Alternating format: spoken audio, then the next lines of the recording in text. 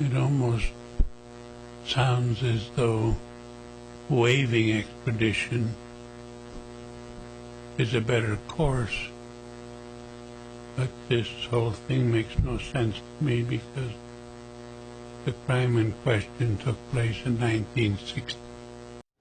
That's a former McAllen priest going before a judge in Arizona today, charged with murder of Irene Garza. The 83-year-old was arrested Tuesday at his home in Scottsdale, Arizona, bringing the victim's family closer to closure. Now, the victim's family did wait decades to see an arrest made in this case. Tonight, Irene Garza's cousin speaks exclusively to CBS News.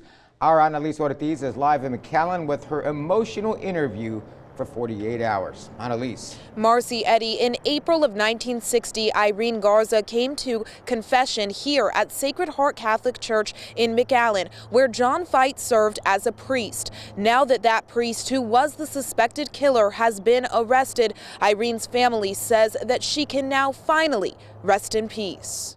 He didn't get away with it. He didn't get away with murder. He thought he was going to, but he didn't. The family members of Irene Garza long suspected former priest John Fite of the 25-year-old beauty queen's murder. Decades went by without an arrest. A grand jury no-billed the case in 2004.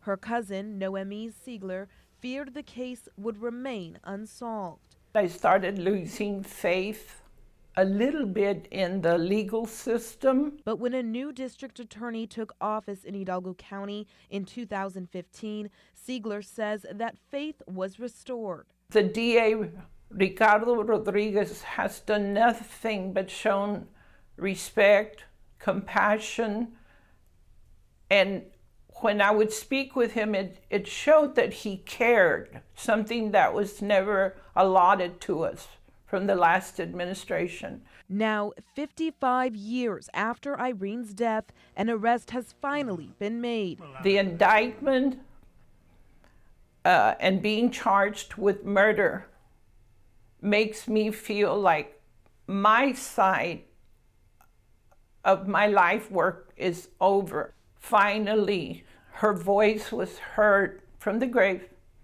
Finally. A grand jury indicted the 83-year-old Fite, who was arrested at his home in Arizona on a murder charge Tuesday. Ziegler says she initially felt profound sadness because of all the time lost, but then the reality set in. I was flooded with emotion.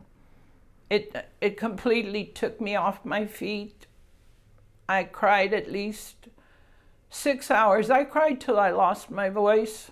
Although Fite plans to fight extradition, District Attorney Ricardo Rodriguez says he is working to make sure Fite returns to Hidalgo County.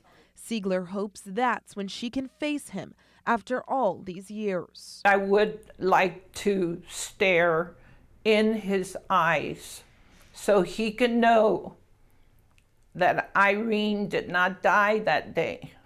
She's still here. She's still in us.